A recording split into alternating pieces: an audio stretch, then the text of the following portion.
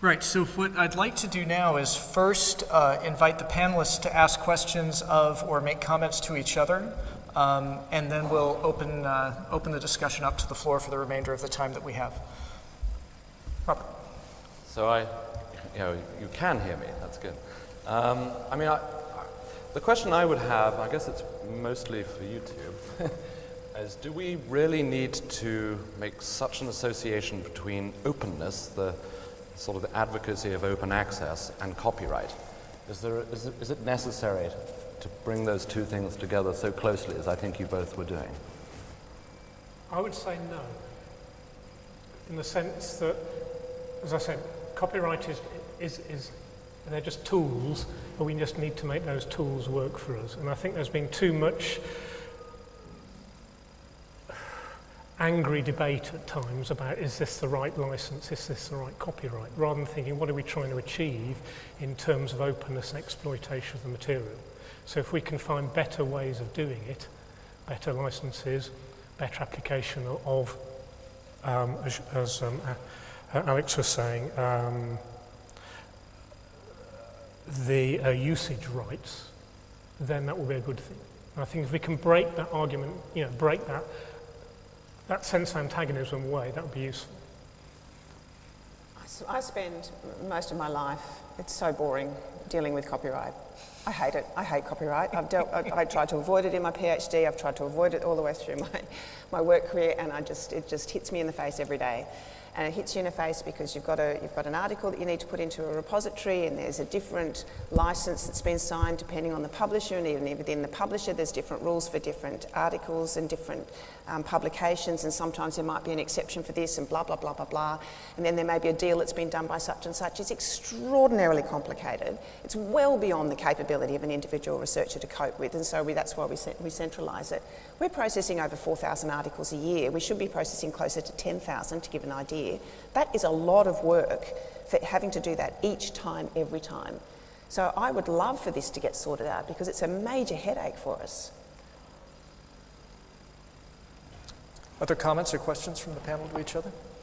I've got quite a nice example. I think even publishers themselves don't understand copyright.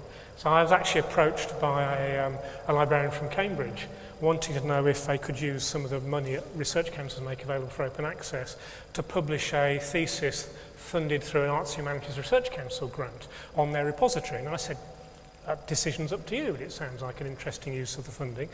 And they said, we've got an issue with it's got some images in. And it turns out they'd inquired of the rights holder, and they said, yeah, you can use those images, you can publish them in the thesis on the website. We'll give you a 10-year license to publish them online.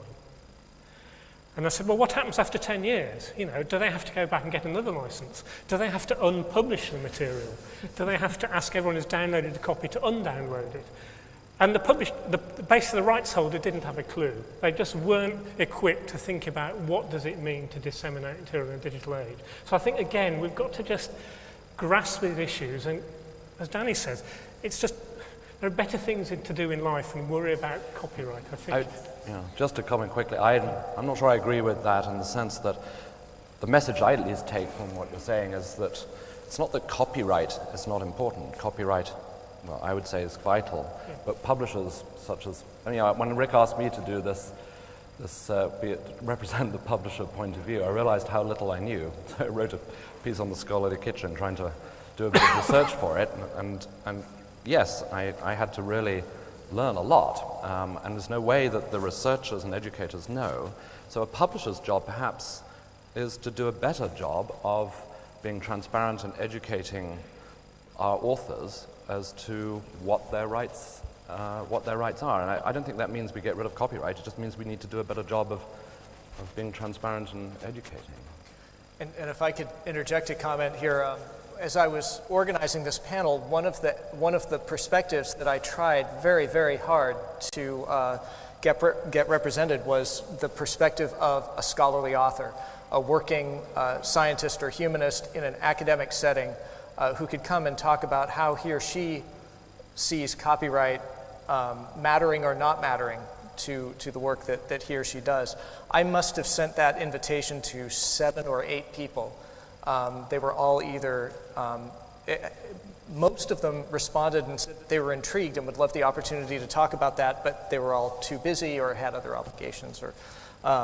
So it's unfortunately we don't have that particular perspective represented here, and I think it would be really useful maybe next year. But other comments or questions to each other? I think your point about the difficulty of wrestling with copyright is a very fair point, and inevitably a lot of what I do is wrestling with copyright, because the problem, if you like, with copyright is you can slice and dice it as many ways as you like. I could license to you the right to use my copyright on Wednesday afternoon in the bath for a certain period of time, and that's it. Or I could license you the right to use my copyright on Thursday afternoons in Burma. You can slice it as finely as you like, and there is no common standard of slicing and dicing. Other than the Creative Commons system, which to my mind is a very robust attempt at producing that standard, which is a licensing standard recognised by many, many institutions. I think with developing a common standard of license, such as Creative Commons, to a greater extent and with more variables, would make a lot of sense. Does that not... When we take a step back and actually think what we're trying to achieve with research and with scholarship is that we are trying to find things out for the greater good of humanity and society and the environment and so on and so forth. To slice and dice something and to put up barriers to access to material does not further that cause.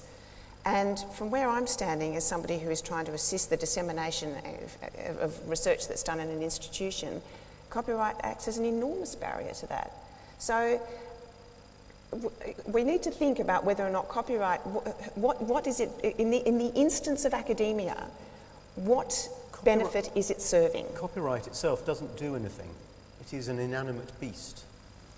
It is simply a statement that the original author has the right to determine what to do. It doesn't place barriers itself. It's not an animal to defeat. You are free to decide, if you want to, that your work is available to all under a Creative Commons license. Credit only, if you want.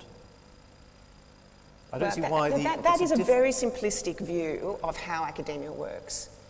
Yes, of course you can, and of course some people actually have made that decision at the potential risk of their future careers, because we are working within an ecosystem that has a very, very defined endpoint at the moment. That endpoint is the only thing that counts is novel results being published in high-impact journals. If that high-impact journal says you can only publish if you sign your copyright over to me and do X, Y, and Z, there has actually been studies done about what researchers are prepared to do to get published in certain journals. And in economics, one of them was a thumb.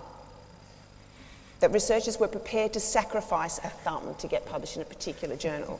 This is life and death for some researchers. I mean, it sounds ridiculous, but it is actually, people talk about, I would mortgage my house for a Nature paper. That's the sort of environment we're talking about. They are being held over a barrel. So copyright itself is not going around bashing people over the head with a stick, but it is being used by those people who do have power to bash people over the head with a stick. That's the problem. I would say that's not, the problem is not copyright there. It's the politics of the publishing industry.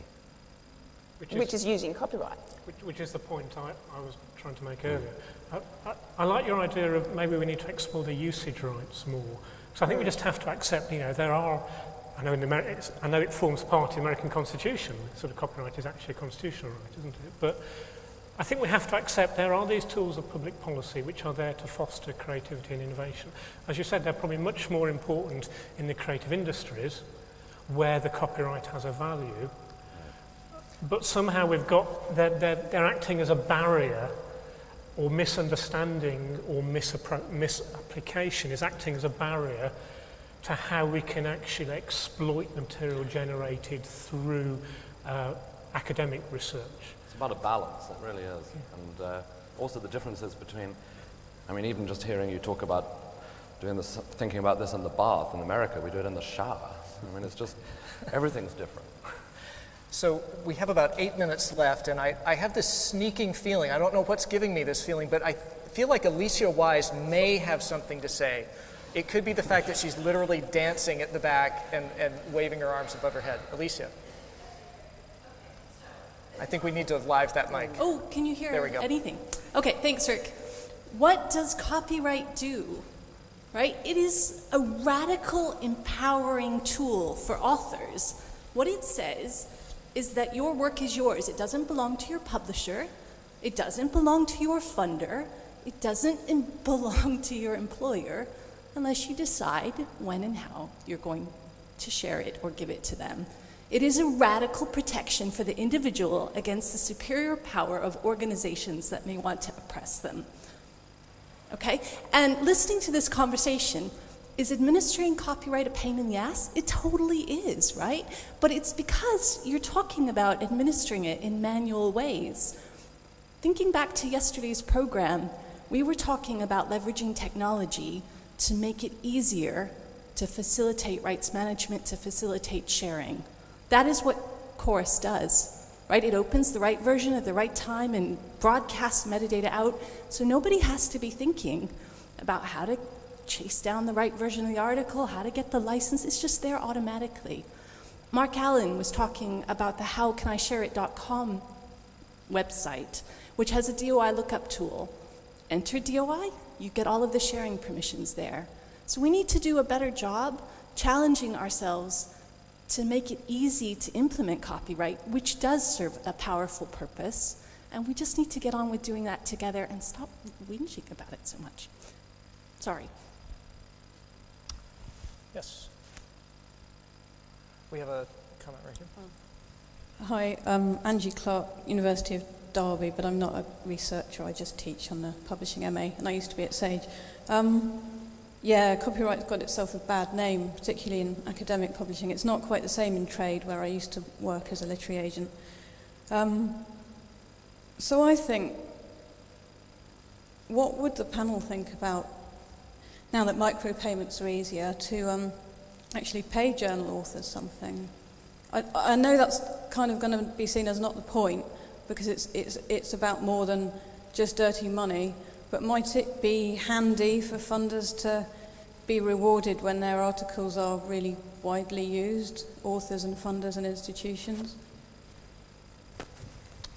Responses from the panel? Isn't that, you're sort of asking about two separate things there, though, aren't you? You're saying that we would pay the authors to write in the way that you pay authors to write in a commercial environment, but then you're also arguing about, you're also suggesting that the people get rewarded if the usage of their article is high, which are two separate things. Maybe a royalty, like in books, then you Oh, I see. So the payment happens not by the word, the payment happens in response to the usage of the article. Sorry, I'm in, yeah. Which royalties. is sort of what happens under the current system of esteem, but it's not transparent. It goes through lots of filters.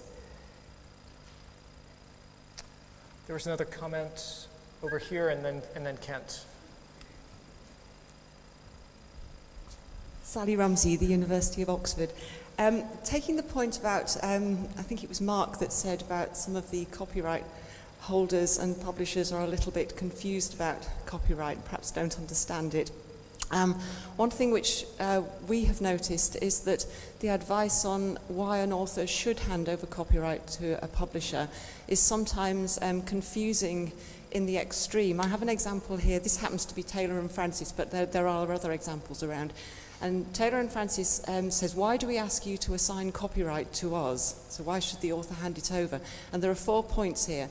And 3 of those points are, first of all, it shows their commitment to acting as stewards of the scholarly record of your work. Secondly, it enables you to share your article using a green route, on other words.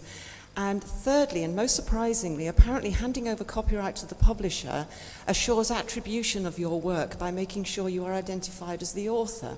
Now, I think that is just confusing in the extreme to any authors who happen to read this, and we know that a lot of authors don't actually go into the detail and read this advice, but if they do, that is more than confusing. So it would be really helpful if when the reasons for handing over copyright are actually stated, that they were sort of open and honest reasons why copyright are handed over. One of the things I didn't mention, but if an author publishes an article and it's open access, say it's gold open access, and the money is being collected by a publisher already, what is the incentive for a publisher? What is the real incentive for a publisher to actually follow up on attribution? I'm not sure there is one. There ought to be. Do you mean coming to the defence of it? Coming to the defence. And how often does that actually happen? This was a conversation we had the other day. I don't know. How often do publishers, we've got publishers in the room, how often do you leap to the defence of your researchers because the copyright has been, not because you've been dibbed out of some money, but because the author of the work has actually been I'll bet you that Kent's comment is going to address that to some degree. It is now. Kent Anderson, Red Link, former publishing director of New England Journal of Medicine, former publisher of Science. And I take some offense at the portrayal of the politics of publishing around copyright being exploitation. It's really protection. I've been involved in a number of copyright litigation suits. Publishers register the copyright on behalf of the authors, which in the US makes it so they can sue for statutory damages, not just actual damages. Actual damages are very difficult to prove. Authors don't understand this, and in the US they never register their copyright, which means they actually have to prove that they were financially or otherwise damaged by misuse. At the high end of the market, you see routinely articles appropriated for the wrong reasons. Medical space especially, you see things like human growth hormone repurposed for nefarious reasons, authorship changed, published in the wrong spot. And every time that I've been involved in a copyright dispute and helped authors resolve it positively for them, which is, if we do everything right is what we do, they are extremely grateful, and it does everything on that list. That's not a non-transparent list. It's a little cryptic, it's a little marketing, but it's not non-transparent. So I think it's just wrong to think that publishers, good publishers, have nefarious purposes around copyright. It really is integral to protecting the integrity of the scholarly record. And that's how good publishers use it. I think, Mark, can we call on one more person, or should we? Okay, I think we have one more comment here.